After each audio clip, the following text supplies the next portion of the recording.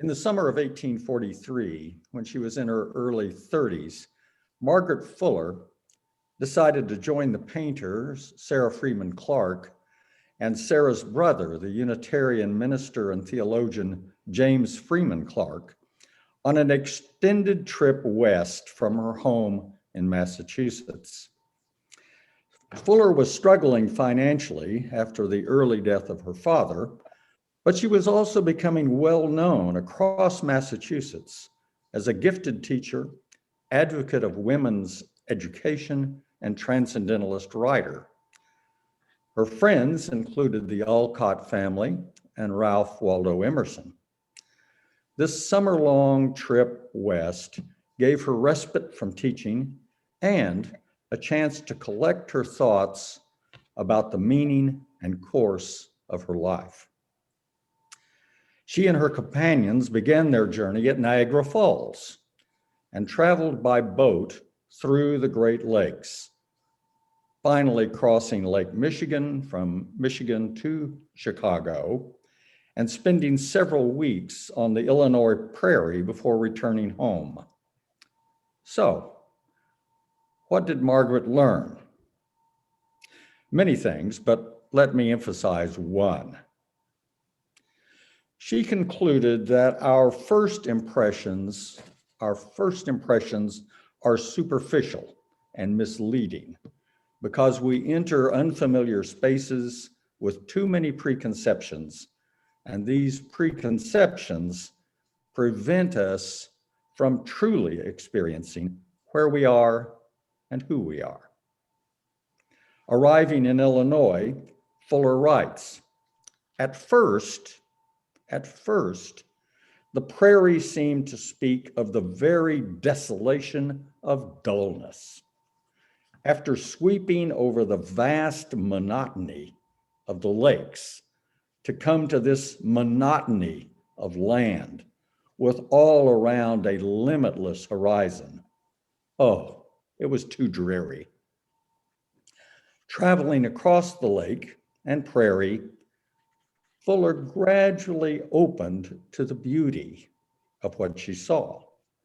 And she recorded in her journal that it was only after a daily and careless familiarity that I entered into its beauty.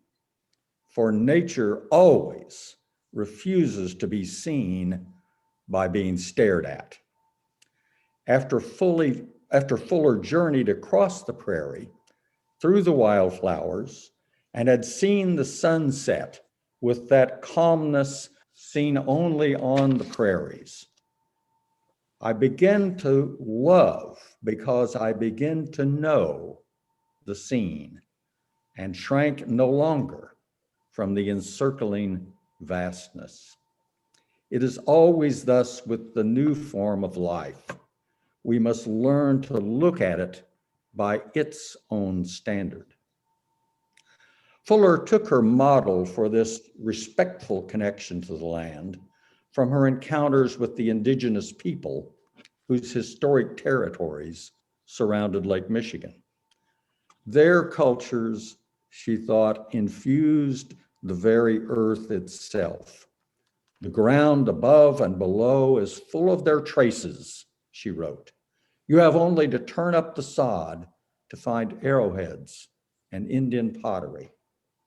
Seeing the traces of the Indians who chose the most beautiful sites for their dwelling and whose habits do not break in on that aspect of nature under which they were born.